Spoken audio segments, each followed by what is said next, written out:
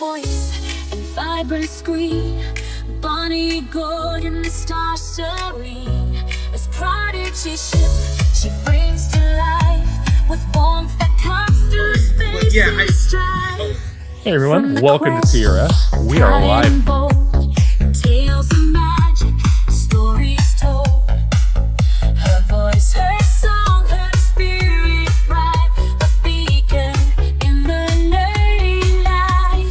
Welcome to TRS. Yeah. Oh my gosh, I need a copy of that. AI generated theme song. Yeah, we'll send it to you as soon as the show is over. That was wild. I was like, that's my name.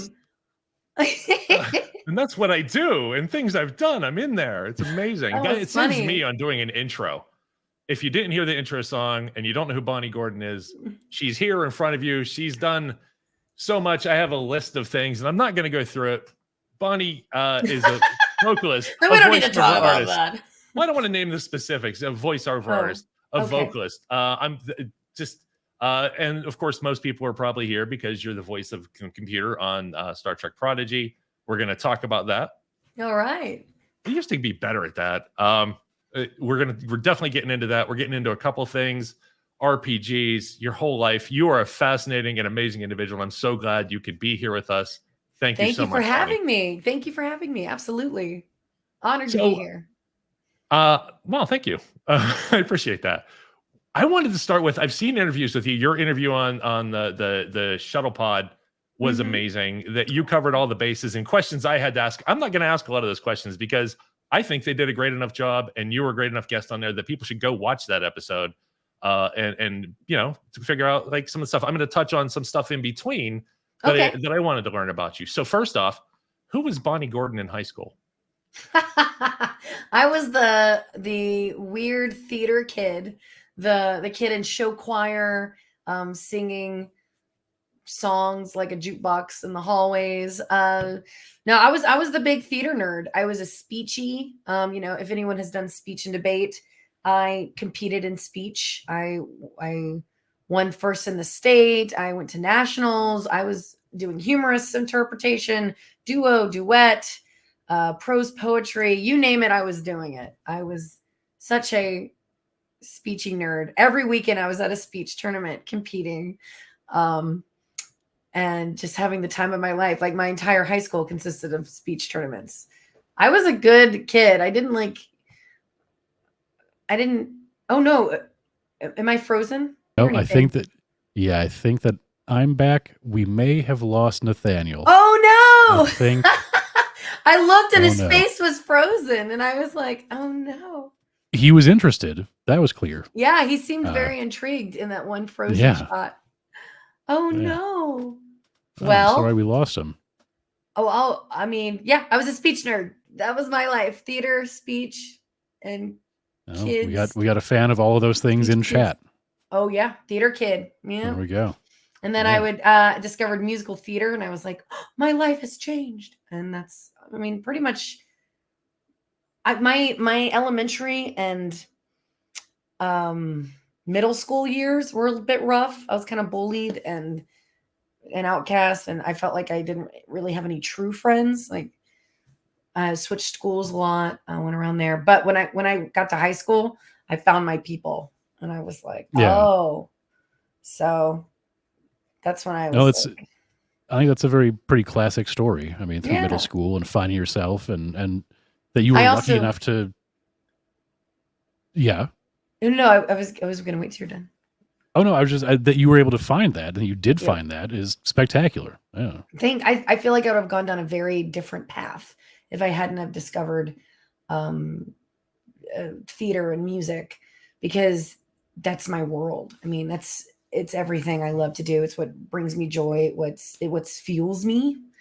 So I feel like my life choices would have been very different if I had not discovered it when I did. Would say, take that thought. Where would you be if you hadn't?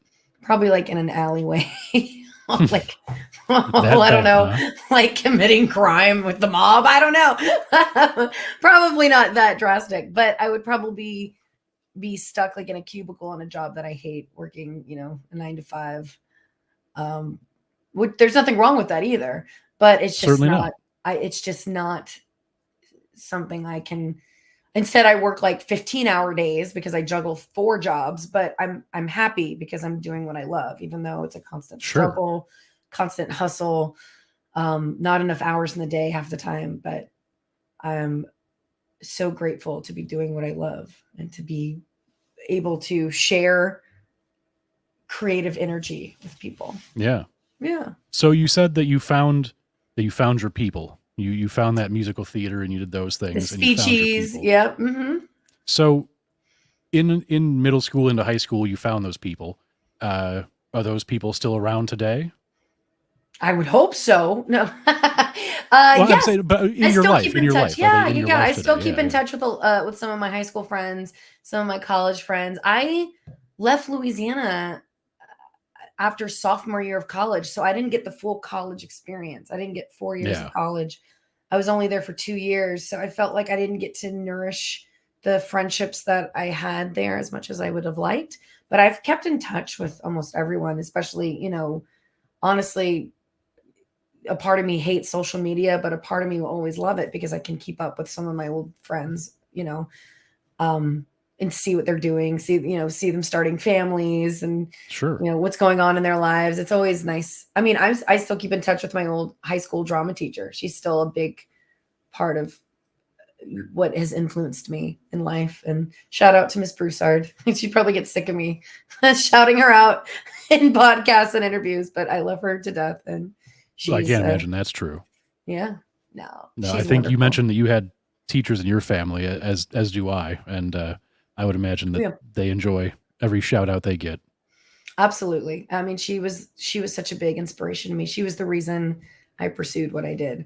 I was nervous about leaving Louisiana and pursuing a career, like basically dropping out of college and like pursuing like a career path. And she actually encouraged me to drop. Probably not what a teacher should tell you, but she was like, "Yep, drop out of school." And I was like, "Okay." She goes, "You'll always be able to go back to school." But welcome back, Good, Nathaniel. Good. Hey, I love the internet. Hey, welcome back. I We apologize. talked about so much stuff. No, I'm just kidding. I know.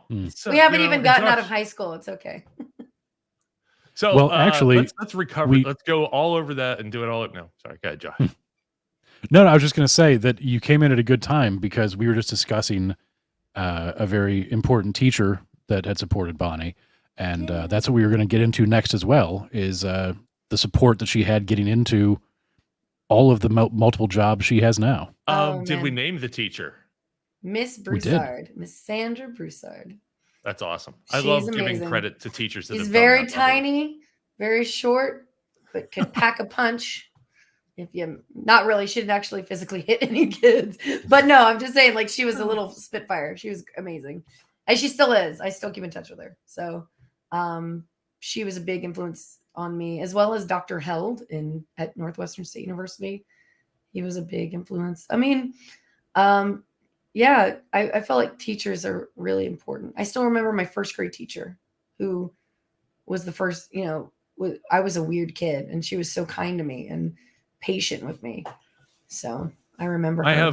I have similar teachers. My fifth grade teacher knew that I was into Dungeons and Dragons, so she invited me to teach other people how to play it with me. It was my first DM gig. I was horrible. Oh, that's so sweet. She was fascinated, so she's like, "Why don't you do this?" So the reason I was doing Dungeons and Dragons was because I wasn't allowed to sing in the all-class choir because I was so bad. The teacher was like, I don't want you. So that was kind of a blow.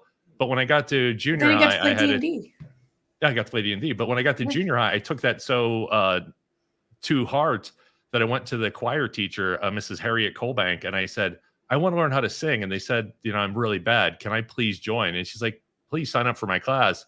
She's like, "You're not just trying to get an easy credit." I'm like, "No, I want to learn how to sing." So she took me aside and taught me so much, and like I stayed with it until my junior year. That's great. Yeah, teachers are important. She's one of the teachers that will constantly on Facebook or any reunion type group get mentioned for everything she's done. And it's the arts teachers that I think for me that reached out a little bit more. And it's like, you're weird. That's okay. it's always the teachers, I think, in the arts, and I think also English teachers, they kind of nurture that uniqueness in students as well. Because I remember I had a lot of English teachers that were also very influential to me. But while we're speaking of teachers, shout out to Shane Gilbo. If anyone's watching, go look up Shane Gilbo. He's a teacher that worked very closely with Miss Broussard at a different school, but I still knew very well. And he's been a wonderful supporter of everything that I've done. And he's battling, he's going through a really terrible health struggle right now. And his family just put up a GoFundMe. So check out Shane Gilbo's. If you look up Sandra Broussard, if you're looking up any of my teachers, he'll be on there, on their profiles as well. Well, give us a link and we will put it in the video when we edit this up and put it in the segments. Wonderful. We'll make sure it's because he's a wonderful person, and it's that same way where he works a lot also in community theater and just with people who are just different, and who just need to find their people in the creative energy. It's so one of the things, like, when did you start taking vocal lessons or voice training? Oh gosh. Well, I always would sing. I wasn't really taking lessons at a young age, but I come from a very musical family. My mother is very musical. She can play a ton of instruments. She's also an incredible singer. Has a lot of stage fright, so never really performs in front of people. But I had the opposite. Sure. I just wanted to perform no matter what. So I remember my first role was Annie when I was like a kid, in like a little community theater thing at a local college. So I was just so thrilled to be singing Tomorrow. Yeah. The song that everyone hates, but I don't think I hated it.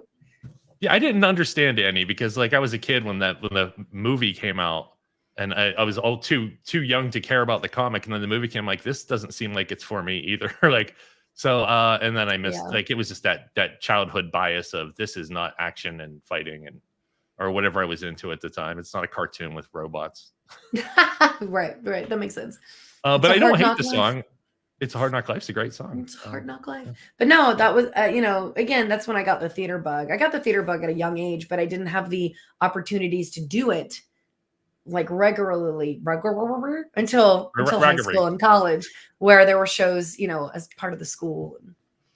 Yeah. But I always would sing.